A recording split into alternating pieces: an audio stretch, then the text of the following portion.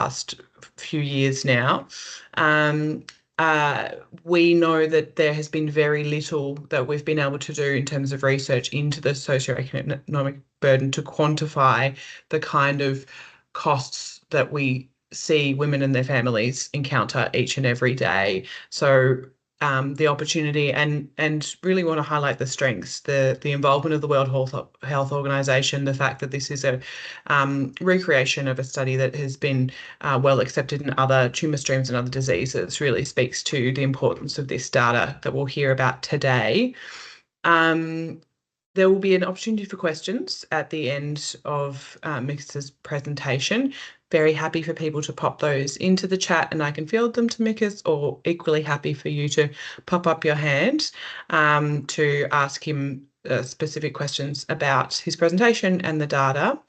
And then after that, we really hope to have a discussion, which is the workshop element of what we want to talk to today, about how this data could impact our shared goals in terms of advocacy. So an open discussion, we want you to think about a few questions, which Georgie, my colleague, will pop in the chat. So we want you to think about anything that surprises you, initial thoughts around this data. We'd love to hear about, where we are the people who are working within the Australian health system, within the Australian government. We want to hear specifically what you think are the unique considerations for our country and our people in our country living with ovarian cancer. We want to hear about potential areas for further research. What do you think? Where do you think this could go from here? Those are some questions that we'd love for you to have in mind. We will be recording the presentation itself, not the discussion afterwards. So we hope that can be open. Sometimes there's things that you'd like to touch on that you don't necessarily want to entirely record it. So we'll just be distributing the presentation aspect of the recording. We will be taking notes throughout because at the end we want to talk about next steps and we want to ask, given everything that we've spoken about, what do we feel comes next? How can we perhaps work together to meet again and continue this discussion? So with all of that, I'll just the very normal etiquette things now. Everyone is kindly muted. I can hear no dogs, traffic, anything in the background apart from where I am here. So thank you. You're already all on that. I'd like to introduce Mikas Euripides. He is the Socioeconomic Burden Lead and the Policy Consultant at the World Ovarian Cancer Coalition. He works with us very well in joining early in the morning or late at night. With all the countries he works with, he's always joining at some strange time of day. So we're very happy to welcome him and to hear today about the socioeconomic burden. Thanks, Mikas. I'll throw to you. Great, thank you so much, Hayley. Can I just check that everyone can hear me okay and you can see the slides? Thumbs up, yeah, looks good. Great. Okay, so thank you so much for inviting me today. I'm going to take you through the approach that we used for this really groundbreaking study that we're all very much looking forward to launching, hopefully in the next few days. I'm going to take you through the approach and the methodology. I'm happy to take any questions. It might be that I go through all the slides. I've got some supplementary slides, and I'm also happy to take you through the actual tool. So there is a paper that's being published, but there's also a very detailed Excel spreadsheet that will also be open access available after the publication. And it shows in a lot more level of detail the kind of information that we were actually gathering for this study.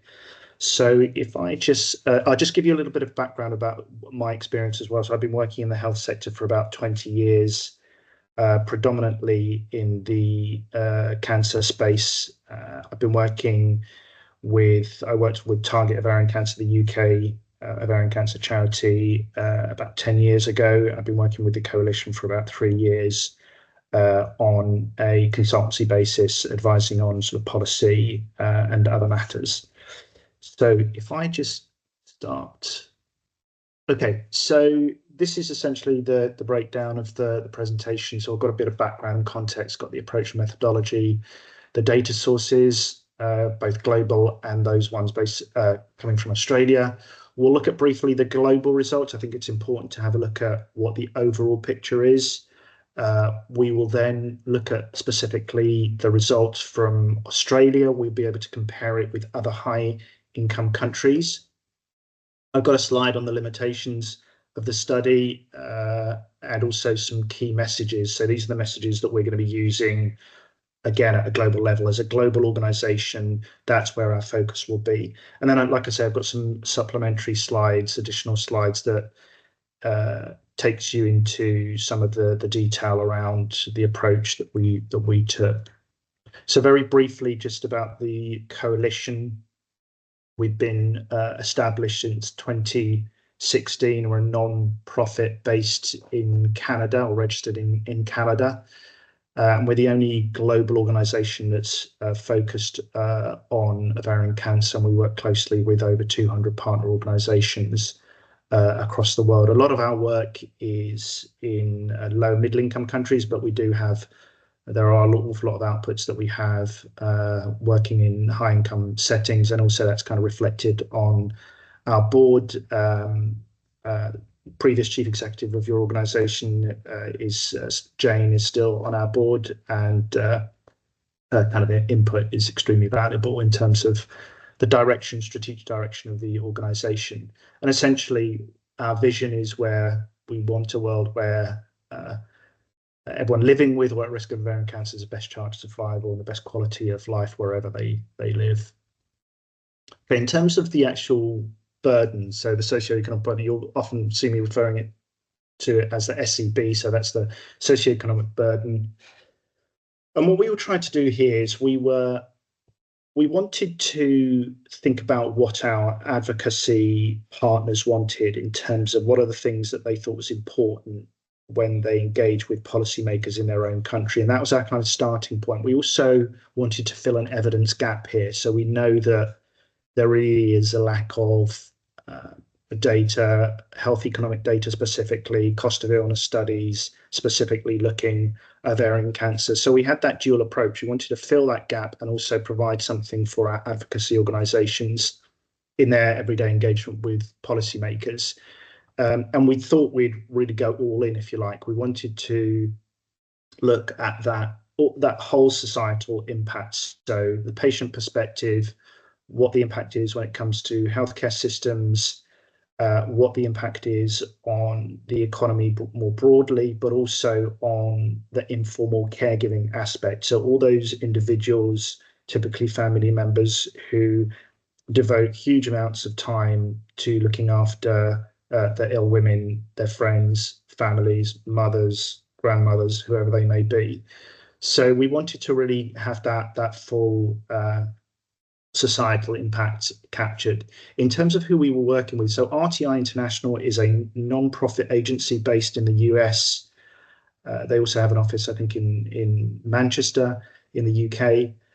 And they're the ones who actually did the bulk of the work. They have the experience of developing cost of illness studies for a whole range of other therapeutic areas. We also worked very closely with the WHO Cancer Programme, so they are co-authors on this study. There are 3 and 1 consultant, I think, from the WHO, along with myself and the people from RTI International, who are played an integral part in delivering this. We were able to access WHO data that's not publicly available. Most of it is, but we were able to access information from their own costing frameworks, and which we were really delighted to be able to do. And like I say, this is about supporting advocacy. These are the 11 countries. So there's a mix of high income, so Australia, Canada, UK, US, the high income countries, and you'll be able to compare information or results with those countries. Probably a reasonable comparison, although there are obviously differences.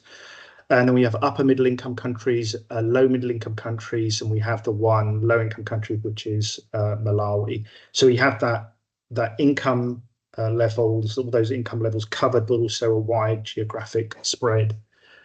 So in terms of the methodology, so we actually initially called this a cost of illness study. That didn't really do justice to it, and that's why we call it a socioeconomic burden study, but it encompasses elements of cost of illness. And cost of illness, as I've touched on, looks at the medical costs, so the direct healthcare costs, healthcare system costs, such as medication, hospital visits, right across the care continuum, the care pathway. And I'll come back to that in a moment. But it also looks at non-medical costs, and we've divided patient time between the time spent traveling to receive treatment and the actual time spent receiving treatment. That's how we're defining patient time. And we're also looking at these indirect costs, such as labour force productivity impact due to the illness of ovarian cancer, and the impact that has on your productivity, your ability to do your job, whether you actually stay in your job.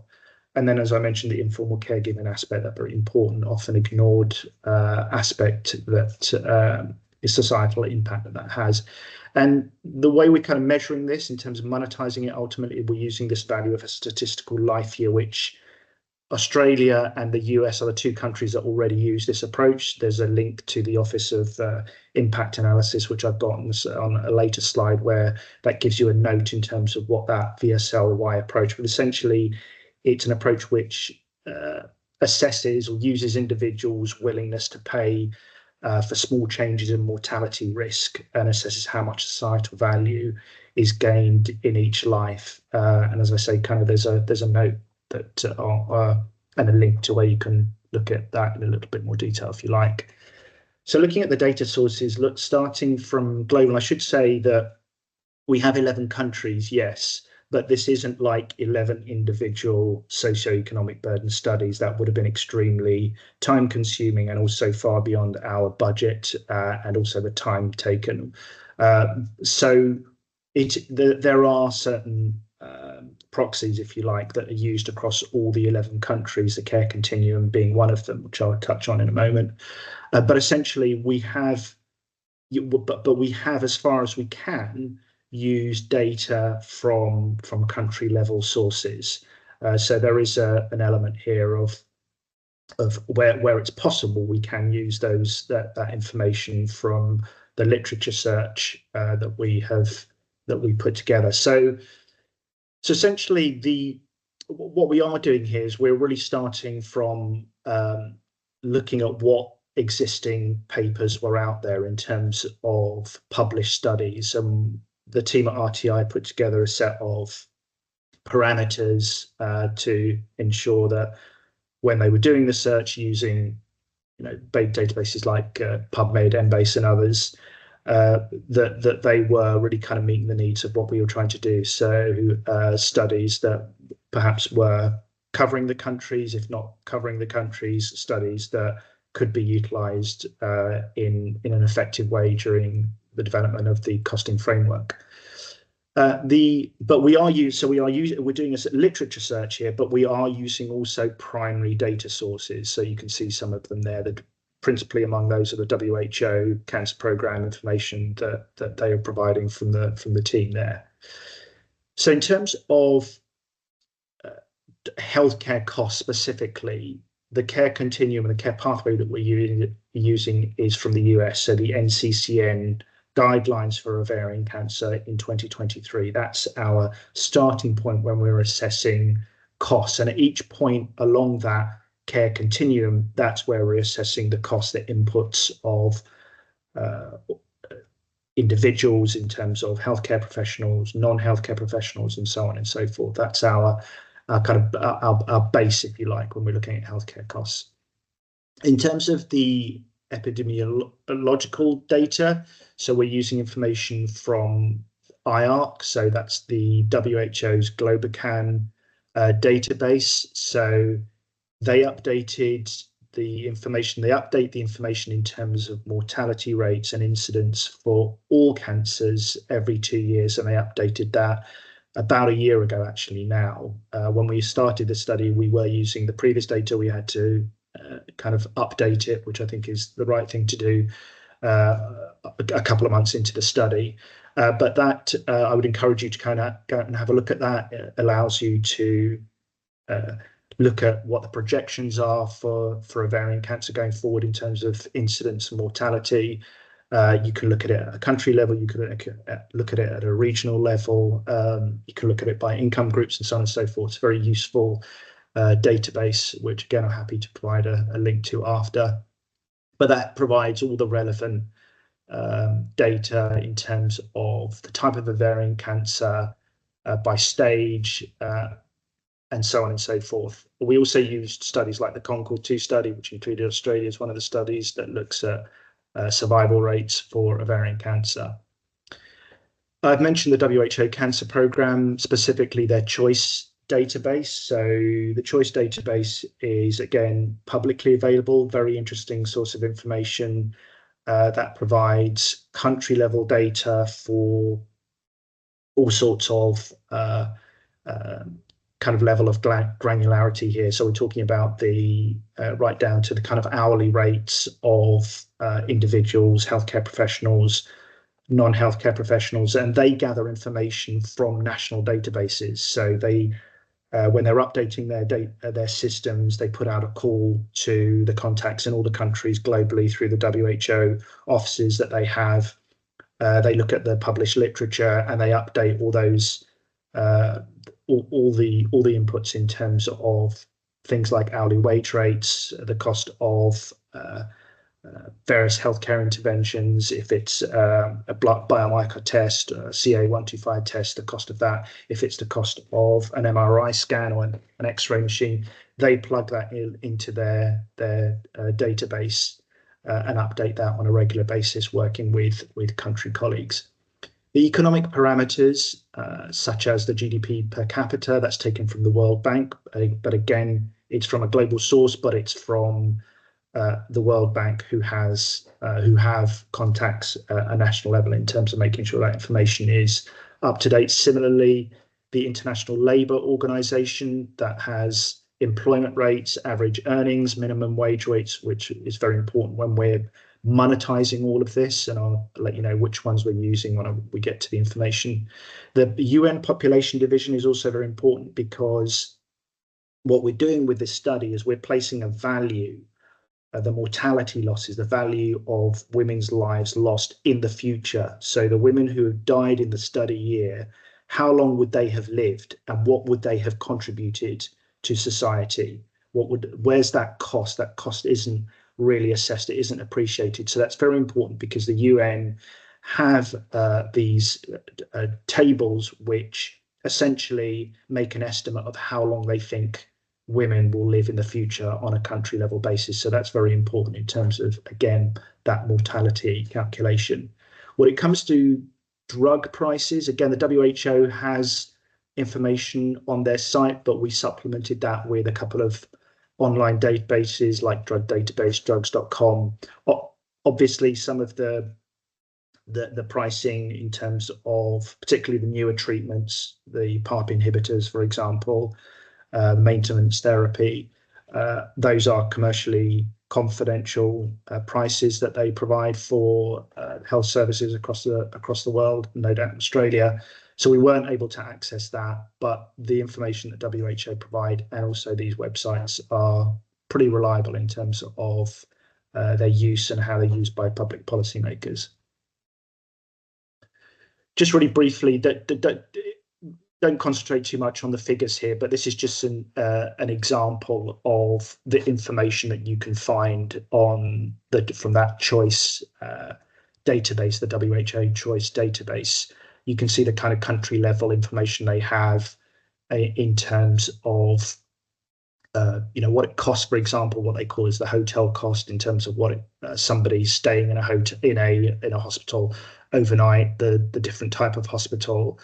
There's a price or a tariff, if you like, that they attach to all these individual engagement points, or in terms of for women in this case, and that's something that we tapped into, and that's something actually this screen grab here at the top is actually from the costing framework which I'm happy to show, and will be publicly available after the publication date.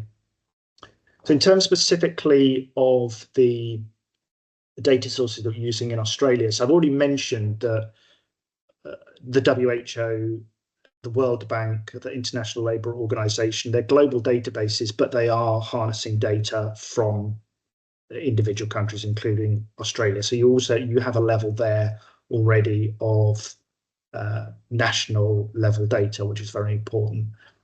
I should actually say before I forget, the costing framework spreadsheet can be adapted. So if somebody in Australia, or if one of the other countries, for example, wanted to update the information in a couple of years' time, we would work with them. We could potentially work with them to make the data even more relevant to what's happening on the ground nationally in those individual countries. We can plug in updated data or a better data source to make it kind of more relevant, if you like. So that's something that's really important, something to know. So back to Australia in terms of the data sources we use. So one very important study that we used, which we were able to leverage throughout the development of this study, was the Every Woman study. Most of you will be aware of this study. This is a study that the coalition commenced back in 2018, I think it was. I think it was published eventually in 2018 or 2019. And we had two additions to this. And so the team at RTI were able to leverage both the published Every Woman study, which is the high income edition, but also the ongoing low and middle income edition, which obviously is more relevant to those countries, which is yet to be published. That's hopefully going to be published in the next few months. But the Every Woman study is a really detailed patient experience survey. There are also questions for clinicians as well. We had a patient representative from Australia that worked on that. I happily provide you with the reference, the citation for that study if you want to have a look at it. But we were able to use that really to our advantage because of the fact that that is a global patient experience survey that had questions about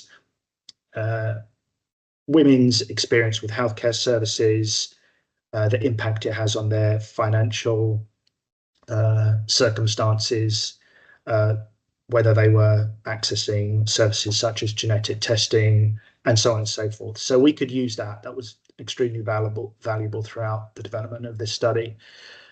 So that is very much relevant to Australia. The annual earnings and value per minute of healthcare professionals. So things like, this is back to direct healthcare costs here. So we were able to use the census, the Australian Bureau of Statistics census from 2021, and also the table builder. The ITI team were able to plug in information based on the information they required and kind of work up or ensure they had accurate wage rates, hourly rates for the individuals involved in terms of their role across the care continuum. And also we were able to apply that to non-healthcare professionals. So if you're an admin assistant, for example, if you're potentially a hospital manager, we were able to use information that was available there. I mentioned the Office of Impact Analysis, so that has the specific note. I've got a slide on that later if you're interested, but there's a reference there in terms of where you can see a little bit more about that value of a statistical life year. And obviously that's very important for us in this circumstance because that's what we're using, and Australia and the US were the two countries that used that approach in terms of placing a value on lives in the future. So these are the global results. And two things to note before I go through this. I will be flipping from kind of US dollars to Australian dollars when I show the Australia results, but these are the results for all 11 countries in US dollars in 2022 US dollars. And these are the numbers that we'll be talking about when we're doing our own comms work as a coalition. So the headline figure being 70 billion in socioeconomic costs. That's what ovarian cancer costs society in those 11 countries. And the vast majority of that is taken up by the future lives lost, so the mortality losses, so over 90%. And again, that varies depending on country, but that's the average for all 11 countries. And we'll come on to Australia in a moment. In terms of percentage of GDP, so they range from 0.02% to 0.24% of GDP. The cost categories here, so healthcare expenditure, $5.2 billion US. These are the other cost categories. Share of patient time. You recall I mentioned that we are measuring patient time by time spent traveling and the treatment, the productivity losses, the informal caregiving aspect. So that's what we're saying at a global level, and those are the figures that you'll probably hear if you're looking at our communications as a coalition. And again, very briefly, I know we want to focus on Australia results, but and I won't go through this in too much detail, but this just again kind of gives you a flavour of, you know, what the picture is in terms of all those 11 countries, and it's very different depending on where you are, depending on the income level of the country. But there is it's important, I think, to kind of look at that overall context in terms of, you know, how it's playing out in other countries. And there are some things that you can talk to in a very broad sense. For example, this one, I'll just pick one out here in terms of the patient time. Certainly, if you're in a wealthier country, you're going to spend a lot less time traveling to receive treatment as opposed to actually receiving treatment. If you look at the situation in a couple of the other countries, like in the study, like Nigeria and India, that's kind of reversed completely. People are spending an awful lot of time spent actually traveling at great kind of financial burden. Okay, so these are the Australia results. So now we are in Australian dollars here, so we have converted this. We converted this at a rate of 1.44 to the US dollar, and that was an average of the exchange rates in that year. So in terms of, and I have a slide later which shows again all the countries in terms of the cost categories, so you can compare, you know, how Australia ranks, if you like, or sits in that comparison. So in terms of socio-economic loss as a percentage of GDP, that's 0.16% of Australian GDP. And I mentioned the mortality losses, so you can see also talked about kind of 91% at global level. Australia is pretty much in that area. It's 90% in terms of those mortality losses. So those are the women who are dying in the study year, how long they would have lived in the future, and what they would have contributed.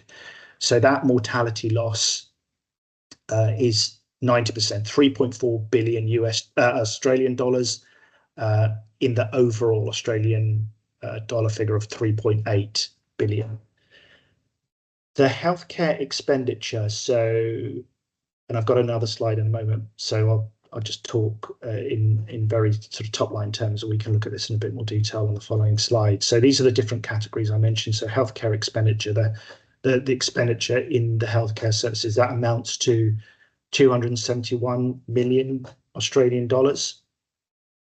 In terms of share of patient time, so you can see the actual split is predominantly mainly in the actual time spent receiving treatment versus the time spent traveling, and that's at an equivalent years annually of 61 years or 5 work days per woman.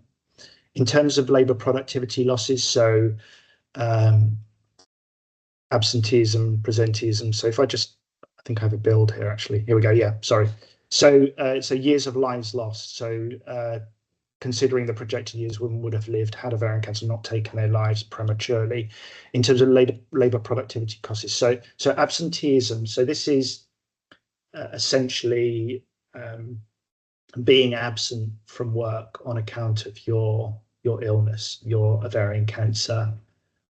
So that's either your sickness or your actual your personal time. So you're not able to be at work. Presenteeism is essentially how productive you are at work when you are present at work. So you might be working with limitations. You might find it difficult to concentrate your work. You might have some additional mental health challenges and so on and so forth. So this is all accounted for through this, specifically this area presenteeism. And then we have labour force shortfall. So essentially you are dropping out completely from the workforce. This is either your actual employment participation or potentially also taking early retirement as a result of your illness. Then we have the caregiving. So this is the time spent by family, friends looking after ill women, and we're monetizing that. So what you can see here are not the actual number, you're seeing the monetized rates. So to come up with this 3.8 billion figure. So this is the caregiving time, as I said, and that's monetized at minimum wage rates. We use the minimum wage rate because we felt that was based on what the literature was telling us. We felt that was a more accurate reflection in terms of placing a value. Whereas when we're looking at productivity losses, we were applying average wage rates. In terms of patient time, so that amounts to 8.7 days lost per patient in the first year post-diagnosis, okay, spent by women travelling and receiving care. As mentioned there, that we monetize that at average rates for women, average wage rates for women. So if we look at, so these are the cost categories. If we look at these in a bit more detail, so perhaps actually I should pause there for a moment and just see if there's any questions, and also just to get some water. But if there's any, is there any do you have any questions at this stage? Any comments?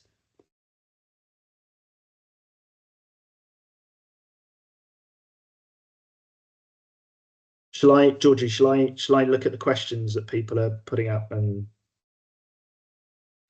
there isn't any questions coming through in the chat yet, Mikas. Okay, George has just popped in some questions for our consideration for our discussion afterwards. Okay, so got it. Okay, no problem. Those are in the future, and I don't know about everyone else, but I'm taking in, thinking, processing. So I'm happy for you to continue. Good. Okay, great. All right. So looking at the cost categories in a bit more detail. So starting with healthcare expenditure. So I mentioned that it's 271 million Australian dollars. That represents 0.1% of total healthcare expenditure. So that's the healthcare expenditure for the entire Australian healthcare system, or rather, that's what is spent completely in terms of healthcare. So this isn't just public health spending. This is private health spending as well in terms of whatever is publicly available.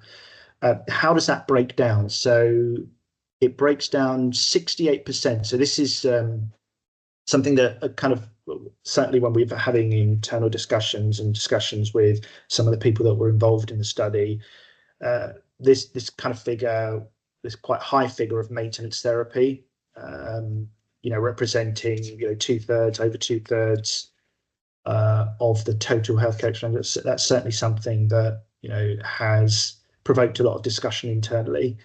I should say also, before I go here, this is the care continuum, the NCCN guidelines I mentioned for ovarian cancer. So they're US guidelines in 2023. So these are the points that we were measuring the cost inputs. So you can see primary therapy here, what that involves according to these guidelines.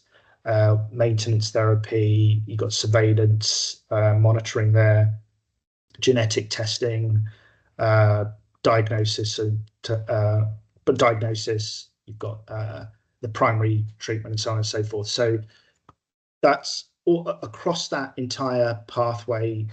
we, as I mentioned earlier, when I was talking about some of the data sources we were using, we're looking at right down to the level of, right, okay, what's the average time spent by a GP having that initial discussion with a woman about potentially what's involved here. How long then does it take for the discussion when they're talking with a specialist? How much does that specialist get paid on an hourly basis? And then we're kind of making that calculation of time, but multiplied by the cost of that time or the wages and so on. That's the kind of level of detail we're going into. But you can see here how that breaks down. So 68% maintenance therapy, 14% primary therapy, surveillance, recurrence, palliative care, diagnosis, 1% genetic testing. And also just highlighting this figure here. So on average, and the reason we pulled this out is because obviously that's where there's kind of quite an intense phase of treatment for women. So in the first 2 years post-diagnosis, the health service costs amount to around 66,000 Australian dollars annually. That's about 6.5 times total healthcare spending per capita in Australia. So again, that's another really important figure that potentially you can utilise with your engagement with policymakers and others.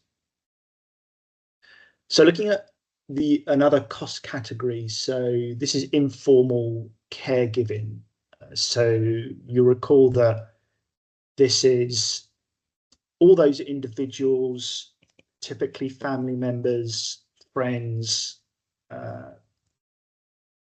husbands, perhaps partners, all those individuals who are taking time to look after ill women. This is a kind of screen grab that I've taken from the costing framework, the Excel spreadsheet, and again, you can utilize this as you like. The reason it's in US dollars is that's because the costing framework is in US dollars. But you can, again, it gives you a flavor of the amount of time people are spending individually in terms of looking after ill women.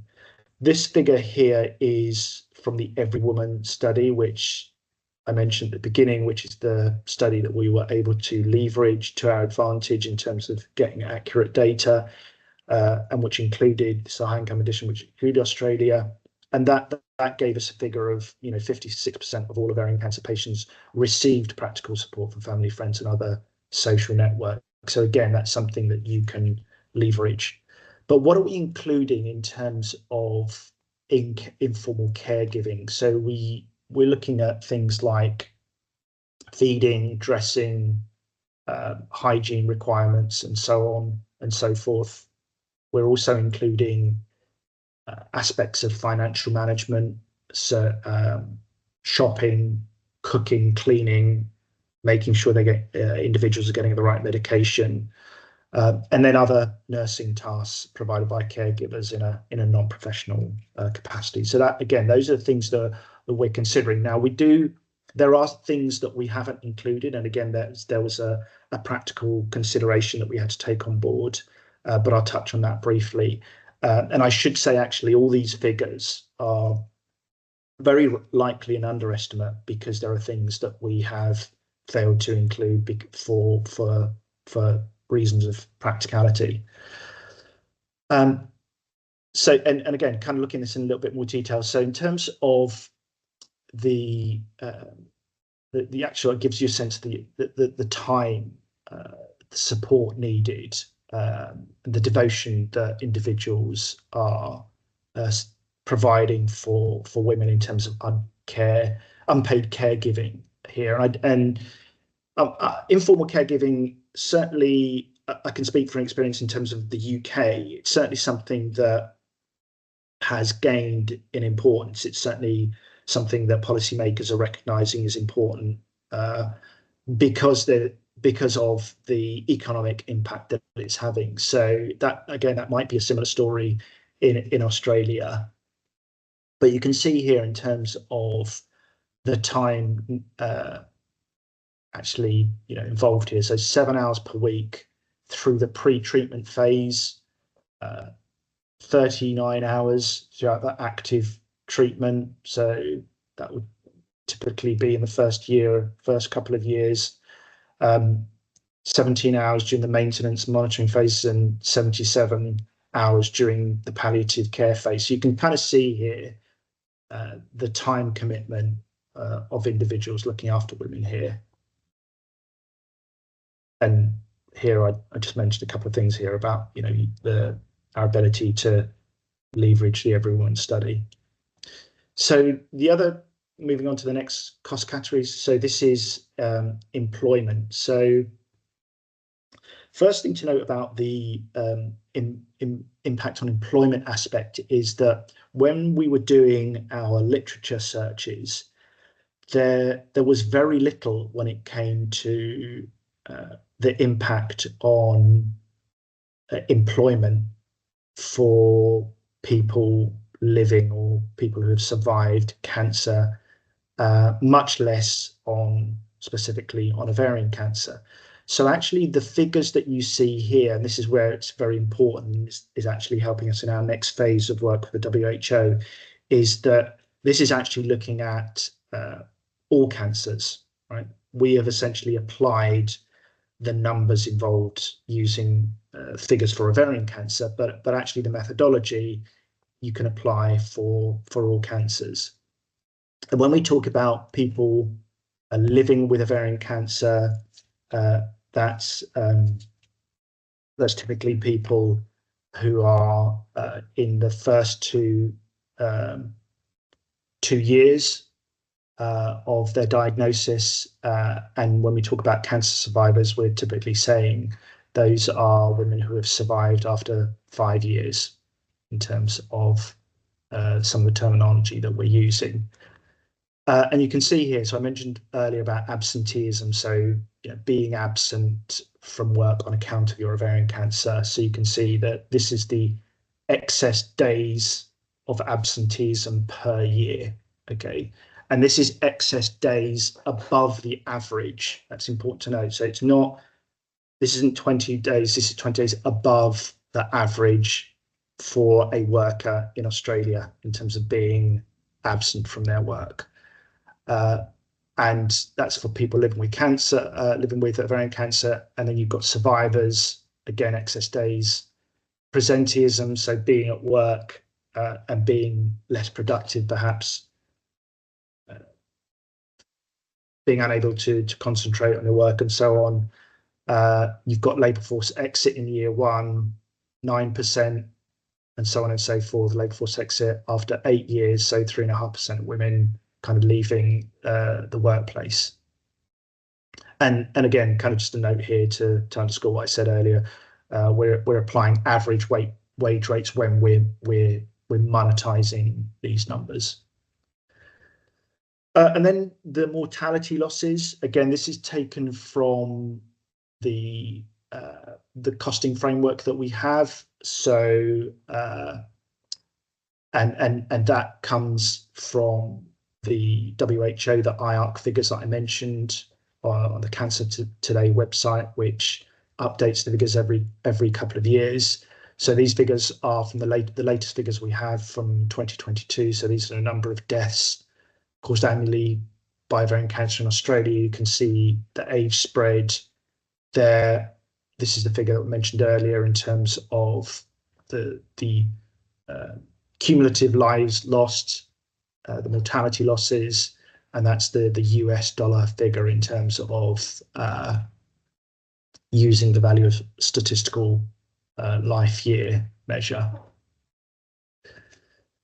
So how does this study or our study compare with other studies that have been done that have looked at some aspects of the things that we're looking at? So I mentioned that there are no studies that look at that have a kind of multi-country level of information that allows you to compare countries of a similar nature or similar income level. But there were some studies that look at aspects of healthcare costs, for example, and I've noted some here, or these are the ones that we brought up in the literature. There were a couple from the US, there was one from the UK, one from Canada, and then one specifically from Australia. This is the reference here. So these are, I'm sure you're aware of this one. These are colleagues from the University of Sydney. So that there's the reference there from a study called 45 and Up, published in 2023. Now, this specifically looked at, and this is where there are differences. Obviously, you're not going to find a study that's exactly mirrors what we're doing, but what we've attempted to do here is take out some aspects of our study and this study to see how we compare in terms of our approach. And this specifically, this Australian study looked at in the first year after diagnosis. You can see here in terms of, and I should say that if you went directly to this study, you might find some of these figures are different. That's because what we've done is we've updated these to 2022 US dollar figures.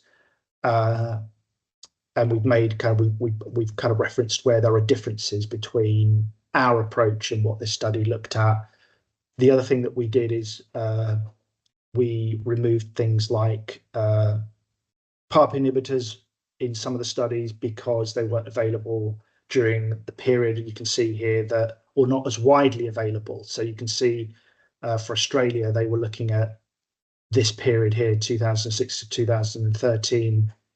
PARP inhibitors weren't really on the scene until about 2014. I'm right. I'm not sure what it would be in Australia, but certainly they wouldn't have been widely available. So we've removed those costs, and you can see here, and also that we in our study we only really minimally accounted for hospital and emergency admissions. Again, there was some challenges that we had in terms of accessing that data in a reliable format, so that's really not accounted for, and that's one of the reasons why you could say that this is very likely an underestimate in terms of the figures that we're using, because we're not looking at that. But anyway, so in terms of comparing like for like, you can see that our study comes out a little bit higher in terms of the healthcare costs, so not the broader socioeconomic costs. It's not the case with Canada, UK, and the US studies. They see it as when we're looking at applying a kind of similar approach, the figures are slightly less, or considerably less in the case of Canada. I mentioned your ability to compare how Australia stacks up against countries of a similar income level. So these ones I've highlighted here are the high income countries, upper middle, lower middle, and the one low income country. And then you can see here in terms of Australia, the numbers again, I've flipped back to US dollars here because that's the currency we were using for all the countries, but the percentages certainly stay the same. So you can see there the percent of total healthcare expenditure and also the percent of GDP. So in terms of, if you were to look at high income countries and how Australia compares to those other countries, you're at the lower end, well, you are at the low end in terms of percentage of GDP, but kind of similar figures perhaps for Canada, UK, and USA in terms of that overall percentage. In terms of healthcare expenditure, again at the lower end, when you're comparing yourselves to say Canada and the UK. Again, if you wanted to make the comparison with middle income countries, the figures start to become noticeably different in terms of the percentages, certainly. And again, there's some reasons for that which we can discuss, but that's how Australia looks when you look at all the 11 countries in the study. This information will be available in the published manuscripts, so you can see that and interrogate that as much as you like. just conscious of the time here, so I won't focus too much on the messaging, but these are the messages that we're going to be using. I mentioned as a global organisation, we want to cover all aspects and information and messaging that is relevant for all our members, so both at a low income level, but also at a high income level. But there's a couple of things here at the bottom that are kind of cut across all countries, if you like, so that that aspect of support for women when they're returning to work, the recognition of caregivers, and also we're going to be talking quite a lot about genetic testing. That's something that, as a strategy, the coalition is looking to kind of push as an agenda a little bit more. Perhaps that might be part of the discussion, but certainly genetic testing as an opportunity to prevent, given the fact that there's not a reliable screening tool available for ovarian cancer. But certainly the genetic testing aspect is something that we're going to be talking a lot more about. And you can see that availability, it's more routine in high income countries, as you know, barely touched in low income countries, even a lot of middle income countries. And very briefly, I've already mentioned some of the limitations or things that you should bear in mind. I mentioned right at the top of the presentation the fact that we are using a single care continuum. It might be different. It will be different in a lot of countries. I think in some of the low income countries, the NCCN guidelines are used. They are adapted for the circumstances. That's a lack of, because there is a lack of, there are a lack of guidelines. But to the extent that that care pathway will be different, the regimens will be different in terms of the treatment available for patients, and that means the costs will vary. So there is something there that needs to be noted, but again, that can always be updated in a future iteration of this costing framework. The informal caregiving, we didn't account for things like lodging, for example. Again, this is probably perhaps less relevant in high income countries, more relevant in the poorer countries, where they're spending a lot of time actually traveling to receive treatment. We didn't include childcare costs, for example. I've already mentioned this point here when we're looking at the comparison of other studies, and essentially that hospital and emergency services weren't captured in our study, and that's a significant cost. And again, there was some reasons around why we couldn't do that. And then just finally, the Every Woman study from 2018. So obviously the data was collected in 2017, 2018, which means that it's excuse me, slightly older, and our model hasn't really accounted for any changes in healthcare systems or other developments since then. So slightly older information. So excuse me.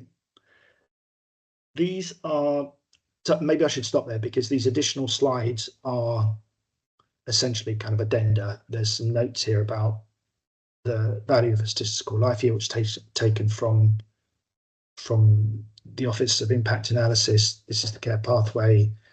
This is just some background information on ovarian cancer. I mentioned about where we're getting the information when it comes to incidence mortality. That's the IARC, the GlobalCan database. These are the sources that we're using, and these are some other sources in terms of from the Every Woman study, and also from an Australian database in terms of survival rates. So that's just kind of background information. So I'll stop there, and I'll